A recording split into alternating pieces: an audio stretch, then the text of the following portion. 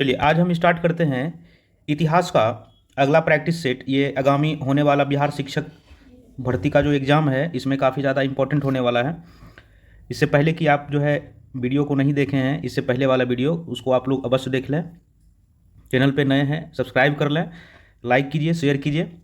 चलिए बिना देर किए हुए पहला क्वेश्चन पे चलते हैं कि नेहरू रिपोर्ट तैयार किया गया था। तो नेहरू रिपोर्ट किसके द्वारा तैयार किया गया था? Option number C, Motilal Nehru. Motilal Nehru जो है 1928 ईस्वी में मोतीलाल नेहरू की ही अध्यक्षता में 9 सदस्यीय कमेटी गठित किया गया था और मोतीलाल नेहरू ने इस रिपोर्ट को जो है तैयार किया गया था, नेहरू रिपोर्ट। अगला क्वेश्चन है किस एक्ट के द्वारा द्वैध शासन की व्यवस्था किया गया था? तो द्वैध शासन की व्यवस्था जो है 1919 एक्ट द्वारा।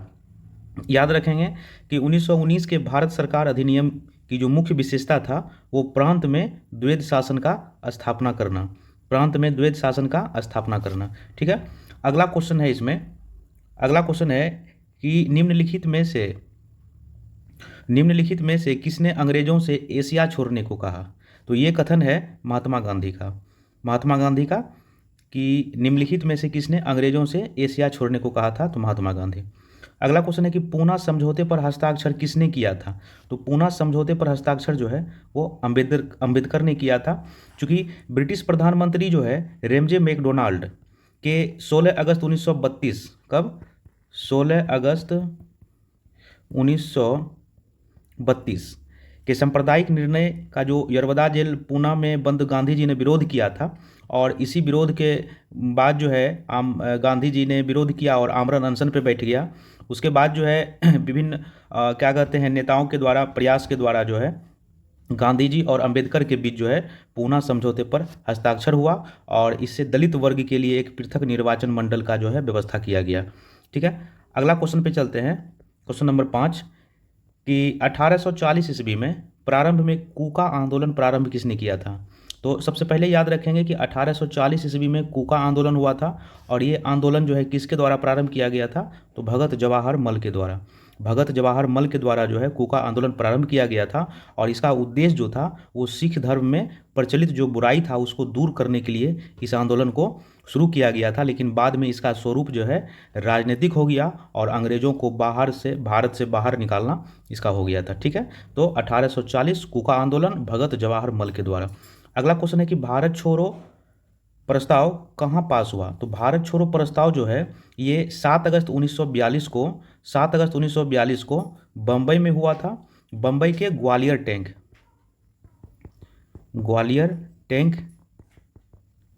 बम्बई के ग्वालियर टैंक में ये प्रस्ताव पास हुआ और इसका अध्यक्षता जो है कौन किया था? तो अबुल कलाम आज़ाद। इसका अध्यक्षता कौन किया था? अबुल कलाम आज़ाद। और नेहरू ने भारत छोड़ो प्रस्ताव पेश किया जो बहुत संशोधन के बाद जो है 8 अगस्त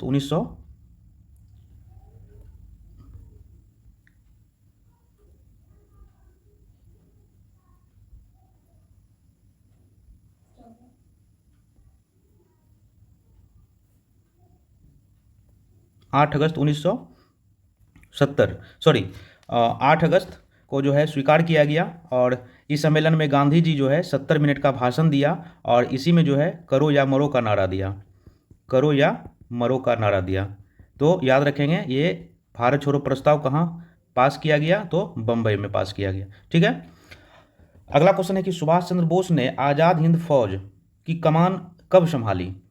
सुभाष चंद्र बोस ने आज़ाद हिंद फौज की कमान जो है कब संभाली? क्वेश्चन नंबर 7 में। तो आज़ाद हिंद फौज का जो कमान संभाला था वो 1943 में संभाला था और सुभाष चंद्र बोस जो है सिंगापुर पहुंचा और वहां पे जो है भारतीय स्वतंत्रता लीग की अध्यक्षता की जिम्मेदारी भी सौंपी गई और लास्ट में जो है 21 अक्टूबर 1943 को सुभाष चंद्र बोस ने आज़ाद हिंद फौज का कमान संभाला था सिंगापुर में। Option number B. चलिए अगला बढ़ते हैं, क्वेश्चन नंबर 8 में राजा राम मोहन राय ने एक साप्ताहिक पत्रिका का प्रकाशन किया। उस पत्रिका का क्या नाम था? अच्छा, मिलान करने के लिए दिया गया है। तो राजा राम मोहन राय एक साप्ताहिक पत्रिका का प्रकाशन किया, वह कौन था? दिग्दर्शन समाचार पत्र। उसके बाद देखिए इधर है उसके बाद है संवाद कुमोदी। उसके बाद क्या है? संवाद कुमोदी, बंगाल गजट।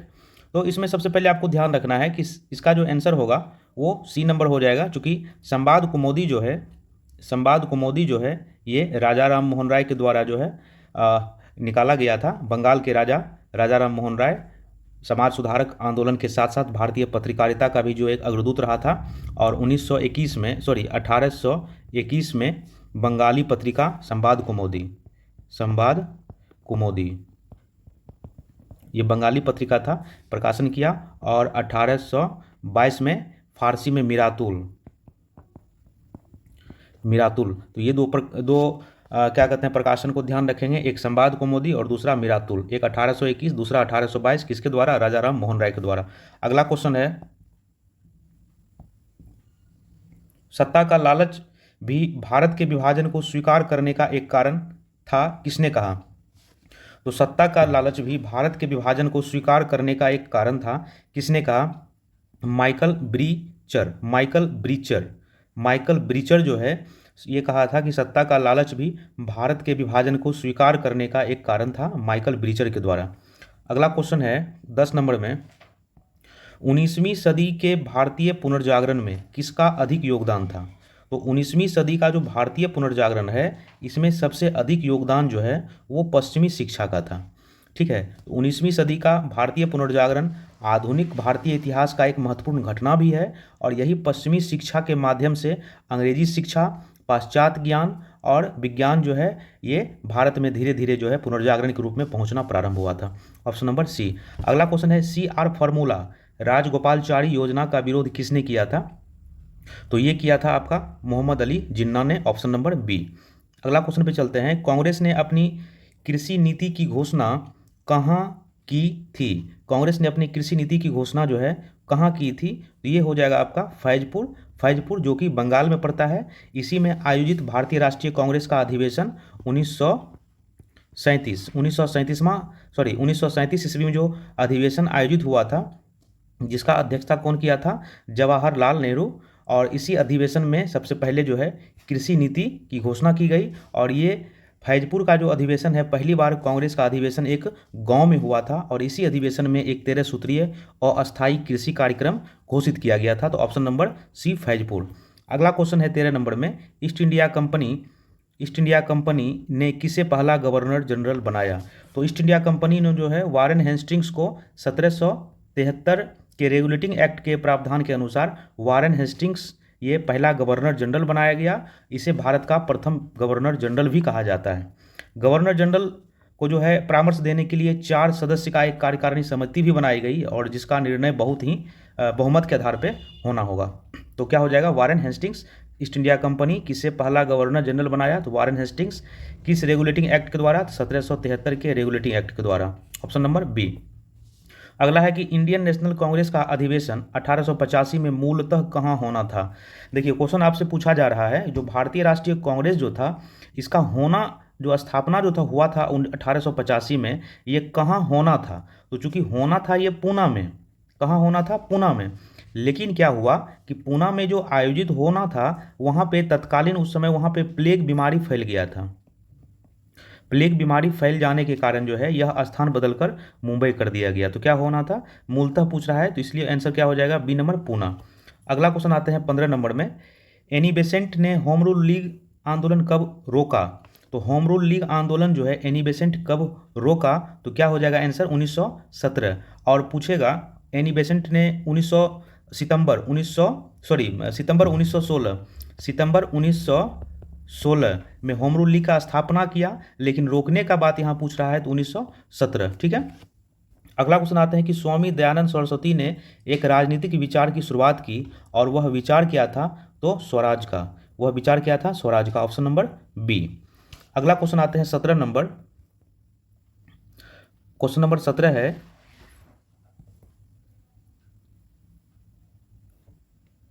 क्वेश्चन नंबर 17 है कि बक्सर के युद्ध में अवध का एक नवाब भी पराजित हुआ था।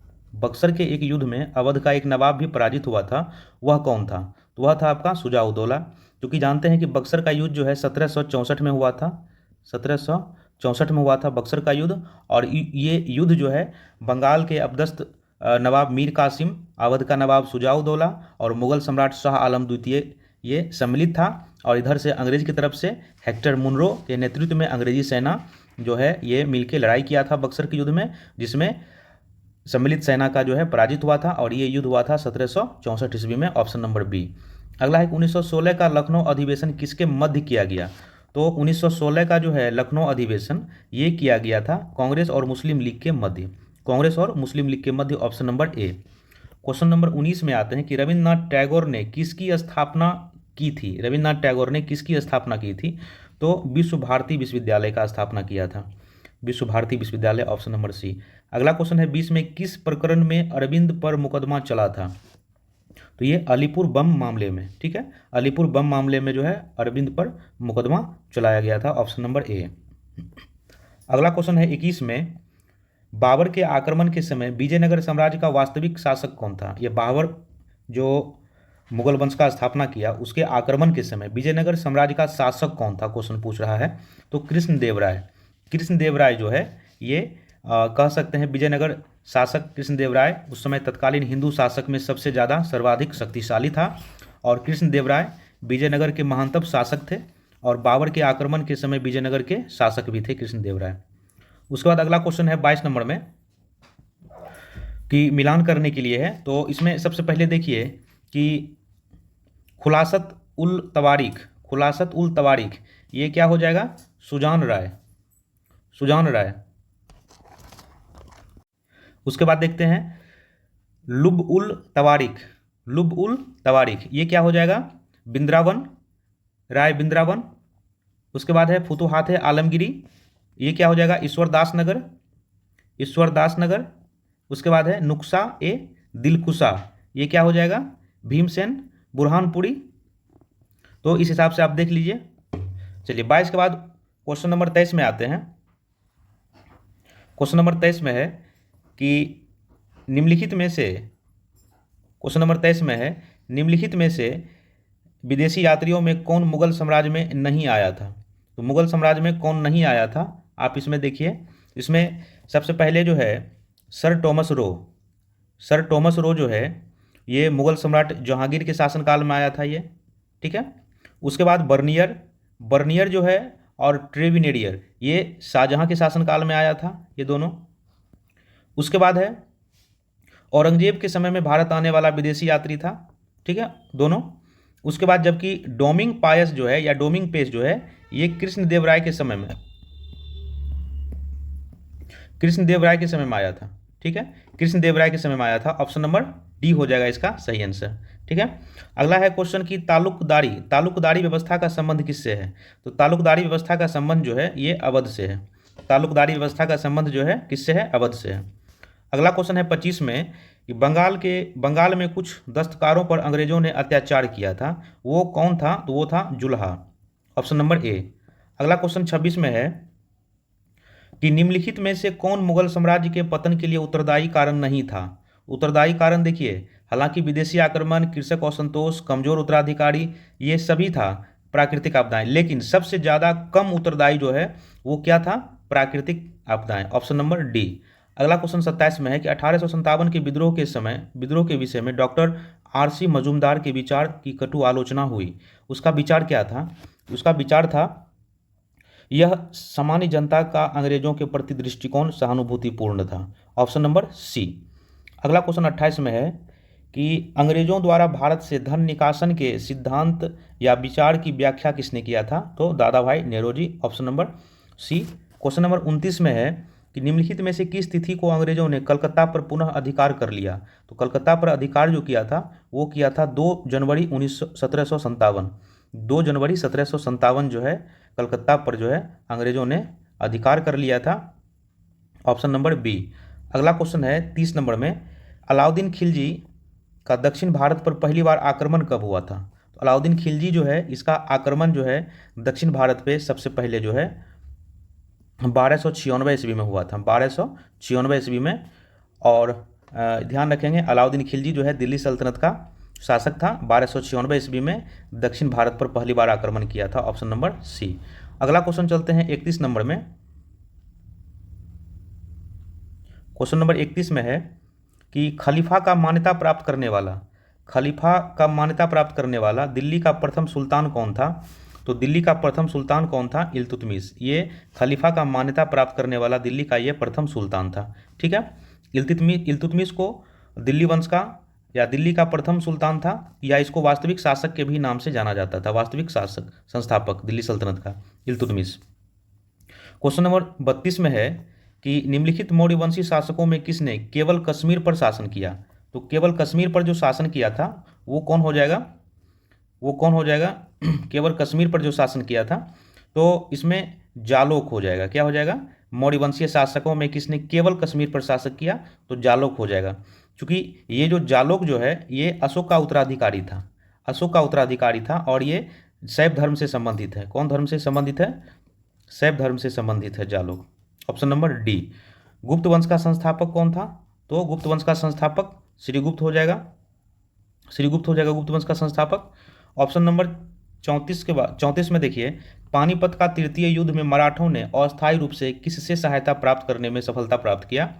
तो जाटों से, जाटों से जो है अस्थायी रूप से सहायता प्राप्त किया था तृतीय पानीपत युद्ध में। क्वेश्चन नंबर 35 है कि कृष्णदेव राय के दरबार में अष्टदिग्गज कौन था? तो अष्टदिग्गज जो था वो था 8 तेलुगु कवि। क्योंकि जानते हैं कि विजयनगर के शासक कृष्णदेव राय का शासनकाल जो है वो तेलुगु साहित्य का क्लासिकल युग के नाम से भी जाना जाता है, और इसी के दरबार में तेलुगु के 8 कवि जो है वो रहते थे, और इसी को जो है अष्टदिग्गज के नाम से भी जाना जाता था। अगला क्वेश्चन है कि मिनहाज अपने ग्रंथ तबकात ए नासरी में, मिनहाज ने अपने ग्रंथ तबकात ए नासरी को समर्पित किया।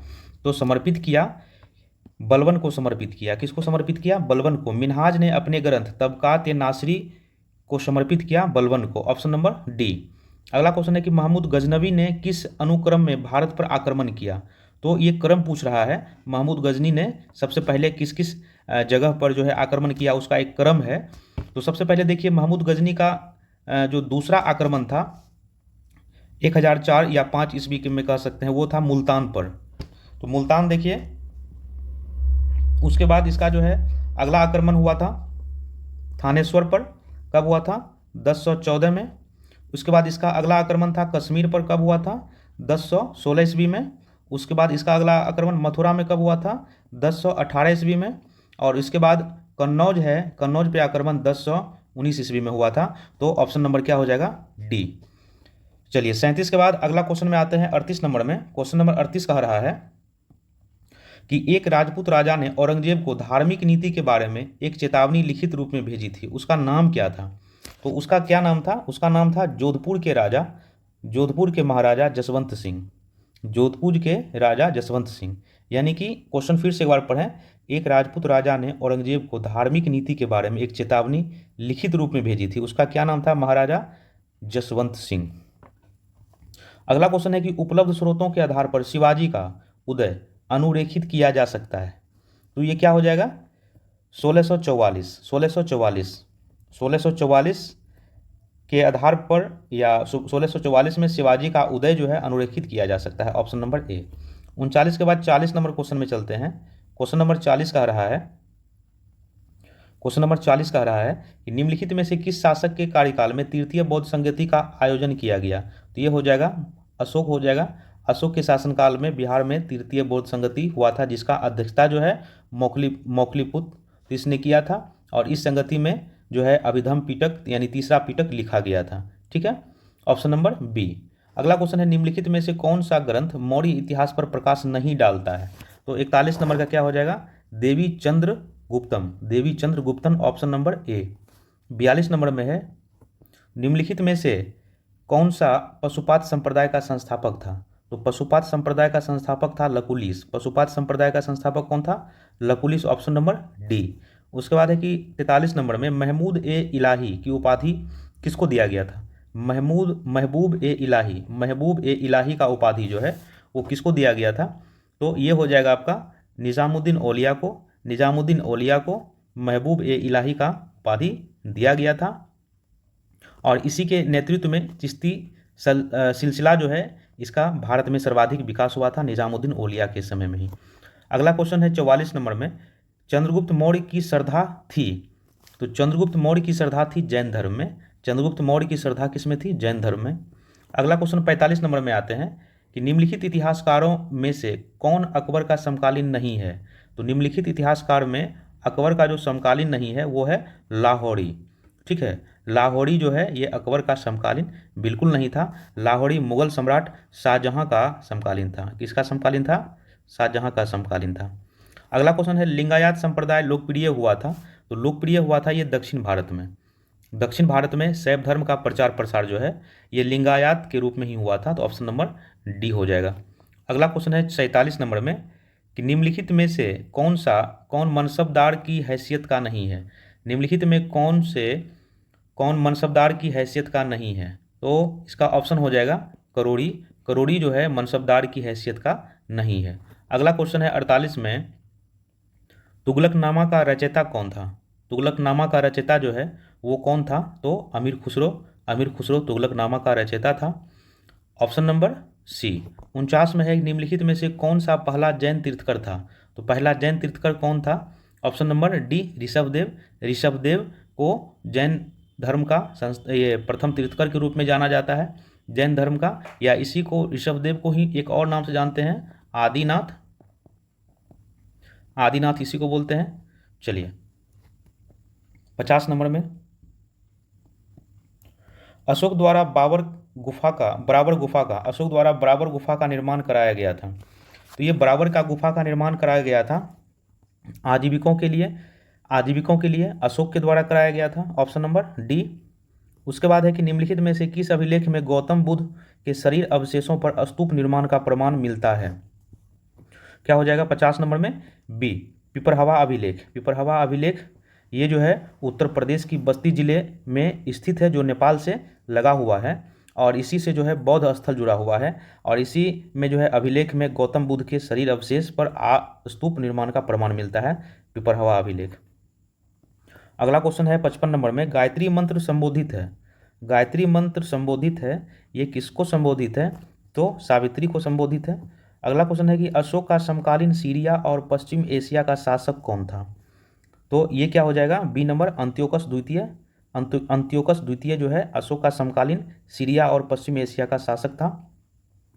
54 नंबर क्वेश्चन नंबर 54 में है कि निम्नलिखित में से किस समाचार पत्र का प्रकाशन आयरिश महिला एनी बेसेंट के द्वारा किया गया था। तो एनी बेसेंट के द्वारा जो किया गया था ये क्या हो जाएगा? कॉमनवेल। कॉमनवेल की रचना कौन किया था? तो कॉमनवेल की रचना जो है एनी बेसेंट ने किया था। न्यू इंडिया का भी रचना एनी बेसेंट ने किया था। ठीक है, इस तरह से ऑप्शन नंबर सी हो जाएगा। 55 नंबर में है वैदिक काल में दार्शनिक वाद विवादों की एक कुशल वक्ता थी। वैदिक काल में दार्शनिक वाद विवादों की एक कुशल वक्ता थी, उसका नाम क्या था? उसका नाम था गौर्गी। उसका क्या नाम था? गार्गी। Option number B. अगला क्वेश्चन 56 में है कुतुबुद्दीन ऐबक को दास्ता से मुक्ति कब मिली थी। कुतुबुद्दीन ऐबक को दास्ता से मुक्ति जो है 1208-9 ईस्वी में मिली थी। Option number C. Option number C. Question number 57 में आइए देखते हैं। क्वेश्चन नंबर 57 है कि वैदिक यज्ञ परंपरा में होता या होत्री का संबंध किस वेद से था। तो होता या होत्री का संबंध पूछा जाता है, ये आपका ऋग्वेद से है। होता या होत्री का संबंध जो है ऋग्वेद से है। अगला क्वेश्चन 58 में है कि चतुर्व्यूह से संबंधित है। तो चतुर्व्यूह से कौन संबंधित है? ये चतुर्व्यूह से जो है वैष्णव संप्रदाय संबंधित है। चतुर्व्यूह से क्या संबंधित है? वैष्णव संप्रदाय संबंधित है। चतुर्व्यूह के अंतर्गत जो है 4 वीरों की पूजा का विधान किया गया है। अगला क्वेश्चन 59 नंबर में है। क्वेश्चन नंबर 59 है कि निम्नलिखित में से कौन पार्श्वनाथ द्वारा उपदिष्ट चतुर्याम में सम्मिलित नहीं था। तो क्या हो जाएगा 59 का? ब्रह्मचर्य जो है वो सम्मिलित नहीं था। सम्मिलित क्या क्या था? अहिंसा, सत्य, अस्तेय, ये सम्मिलित था, और ये चतुर्याम में सम्मिलित नहीं था ब्रह्मचर्य। ठीक है, चलिए 59 के बाद 60 में चलते हैं। Question number 60। अगर आपको अच्छा लग रहा है तो प्लीज़ सब्सक्राइब कर दें। चलिए अगला नंबर 60 नंबर में है कि चेदी महाजनपद की राजधानी कहाँ थी। तो चेदी महाजनपद की राजधानी जो है सुक्तिमती थी। Option number D. अगला क्वेश्चन है अंग्रेजों ने आधुनिक कलकत्ता की स्थापना कब किया था। तो ऑप्शन नंबर सी 1690 ईस्वी में। 1690 ईस्वी में अंग्रेजों ने आधुनिक कलकत्ता का स्थापना किया था। क्वेश्चन नंबर 62 है कि ऋग्वेद के किस देवता को असुर की उपाधि दी गई थी। ऋग्वेद के किस देवता को असुर की उपाधि दी गई थी। ये हो जाएगा वरुण। चूँकि वरुण जो है इसका ऋग्वैदिक देवमंडल में तीसरा स्थान था। कितना स्थान था? तीसरा स्थान था, और यह जल या समुद्र का देवता माना गया था। ठीक है, तो ऑप्शन नंबर बी हो जाएगा। अगला क्वेश्चन है, ऋग्वेद काल में निष्क अलंकरण था। तो निष्क अलंकरण जो था ये क्या था? तो ये गले का अलंकरण था। निष्क जो है ये गले का अलंकरण था। Option number D. ठीक है, चलिए क्वेश्चन नंबर 64 में चलते हैं। क्वेश्चन नंबर 64 में चलते हैं कि निम्नलिखित में से कौन वैदिक समाज में प्रचलित नहीं था? तो वैदिक समाज में क्या प्रचलित नहीं था? तो सती प्रथा जो है वैदिक समाज में प्रचलित नहीं था। Option number D. 65 में आइए, ऋग्वेद में उल्लेखित पनी संबंधित है किससे? तो व्यापार से। ऋग्वेद में जो है पनी संबंधित है व्यापार से। Option number B. अगला है कि मनसबदारी व्यवस्था में किसने दो अस्पाह या सिंह अस्पाह का पद सृजित किया था? क्या हो जाएगा इसका? इसका हो जाएगा जहांगीर। जहांगीर जो है मनसबदारी व्यवस्था में दो अस्पा और सिंह अस्पा की नीति जो है मुगल सम्राट जहांगीर ने अपनाया था। ठीक है, दो अस्पा किसको बोलते हैं? तो दो अस्पा होता है जो घुड़सवार होता था जिसके पास दो घोड़े होते थे, और सिंह अस्पा क्या होता था? घुड़सवार का नेता होता था जो 3 घोड़े रखते थे। तो क्या हो जाएगा? जहांगीर हो जाएगा। अगला क्वेश्चन 67 में है कि सिंधु सभ्यता में सूती वस्त्रों के, कौन वस्त्र का? सूती वस्त्र का प्रयोग के प्रमाण कहाँ से मिलता है? तो सूती वस्त्र का प्रयोग का प्रमाण जो है वो आपका मोहनजोदड़ो में मिलता है, सूती वस्त्र का प्रमाण। अगला क्वेश्चन है कि 4 वर्णों का उल्लेख प्रथम बार हुआ, 4 वर्णों का उल्लेख प्रथम बार हुआ है किस वेद में? ऋग्वेद के 10वें मंडल में। ऋग्वेद के 10वें मंडल में 4 वर्णों का उल्लेख पहली बार हुआ है। अगला है, निम्नलिखित में से कौन पूर्व वैदिक काल में विनिमय का लोकप्रिय माध्यम था? तो ये क्या था? विनिमय का लोकप्रिय माध्यम था गाय। क्या था? गाय। Option number D. Option number D. ठीक है, चलिए क्वेश्चन नंबर 69 के बाद क्वेश्चन नंबर 70। क्वेश्चन नंबर 70 है 70 में, किस मुगल बादशाह ने निष्फल मध्य एशियाई नीति पर खजाने का बड़ा भाग व्यय किया था? तो ये क्या हो जाएगा? शाहजहां। मुगल बादशाह शाहजहां ने मध्य एशिया, इसी को बोलते हैं बल्ख एवं बदख्शां की व्यवस्था का लाभ उठाने का कोशिश किया था। ठीक है, तो क्या हो जाएगा? Option number D, Shahjahan. Question number 71 में है, पाकिस्तान संबंधी प्रस्ताव निम्नलिखित में से किस वर्ष पारित हुआ था? तो क्वेश्चन नंबर पाकिस्तान का जो है प्रस्ताव जो है किस वर्ष पारित हुआ था? 70 का आंसर हो जाएगा, नहीं 71 था ना। हाँ, 71 का आंसर क्या हो जाएगा? 1940 में जो है पाकिस्तान का प्रस्ताव पारित हुआ था। क्वेश्चन नंबर 72 है कि किस मुगल बादशाह को अपने शासनकाल में खुसरो, खुर्रम, महाबत खां के विद्रोह का सामना करना पड़ा? तो ये क्या हो जाएगा? जहांगीर। जहांगीर जो मुगल बादशाह था इसके शासनकाल में खुसरो, खुर्रम और महाबत खां के विद्रोहों का सामना करना पड़ा था। ठीक है, ऑप्शन नंबर सी। अगला नंबर क्वेश्चन 73 में देखते हैं। क्वेश्चन नंबर 73 में देखते हैं क्या है। क्वेश्चन नंबर 73 में है कि निम्नलिखित में से कौन मुगल बादशाह द्वारा नहीं लिखी गई है? तो कौन मुगल बादशाह द्वारा नहीं लिखी गई है? तो ये हो जाएगा हुमायूं नामा। क्योंकि हुमायूं नामा जो इसका रचना है हुमायूं की बहन गुलबदन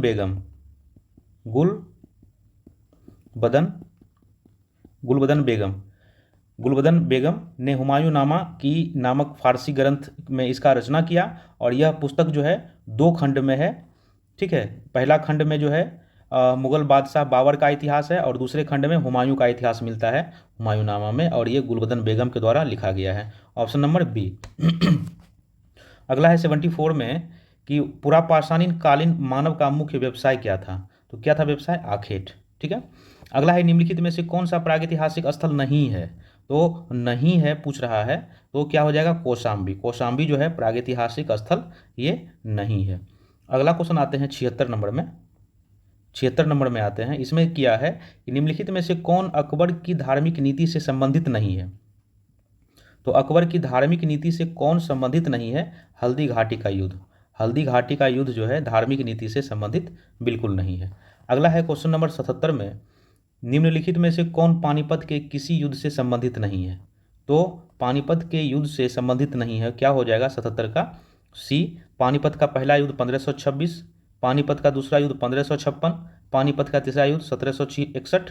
तो ये जो है पानीपत के युद्ध से संबंधित नहीं है। Option number C. Question number 68 में देखते हैं कि निम्नलिखित में से कौन 68 नंबर में है कि निम्नलिखित में से कौन प्रस्थान यत्री में सम्मिलित नहीं है। प्रस्थान यत्री में सम्मिलित नहीं है तो क्या हो जाएगा, भागवत। भागवत जो है प्रस्थान यत्री में सम्मिलित नहीं है। 79 में है कि मानव द्वारा सर्वप्रथम प्रयुक्त अनाज कौन था। तो सर्वप्रथम प्रयुक्त अनाज जो था ये था चावल, और चावल जो है कोहिल्डवा के उत्खनन की सबसे महत्वपूर्ण उपलब्धि मानी जाती है। Option number B. आज का अंतिम क्वेश्चन, क्वेश्चन नंबर 80। अगर आप चैनल पर नए हैं तो सब्सक्राइब कीजिए, शेयर कीजिए, लाइक्स कीजिए और अपने दोस्तों को शेयर कीजिए। चलिए क्वेश्चन नंबर 80 में है कि निम्नलिखित में से कौन सुमेलित नहीं है। क्या है, ए पांडुरंग प्रार्थना समाज, दयानंद आर्य समाज, राजा राम मोहन राय आदि ब्रह्म समाज, विवेकानंद रामकृष्ण मिशन। तो इसका सभी आंसर जो है, ए पांडुरंग प्रार्थना समाज सही है, दयानंद आर्य समाज सही है, विवेकानंद रामकृष्ण मिशन सही है, लेकिन गलत जो है वो है राजा राम मोहन राय। ये जो है राजा राम मोहन राय जो है वो ब्रह्म समाज का स्थापना किया था, ना कि आदि ब्रह्म समाज का। तो ब्रह्म समाज का स्थापना कब हुआ था, 1828 ईस्वी में। 1828 ईस्वी में, 1828 में ब्रह्म समाज और 1896 में रामकृष्ण मिशन, 1875 में 1875 में आर्य समाज और प्रार्थना समाज 1867 में प्रार्थना समाज। ठीक है, कैसा लगा सेशन आप लोग कमेंट में ज़रूर बताइएगा, और आप लोग प्लीज़ कंटिन्यू बने रहें हमारे चैनल पे। एक बार फिर से आप लोग सेशन को सब्सक्राइब कर दीजिए, लाइक कीजिए, शेयर कीजिए। चलिए बहुत बहुत धन्यवाद।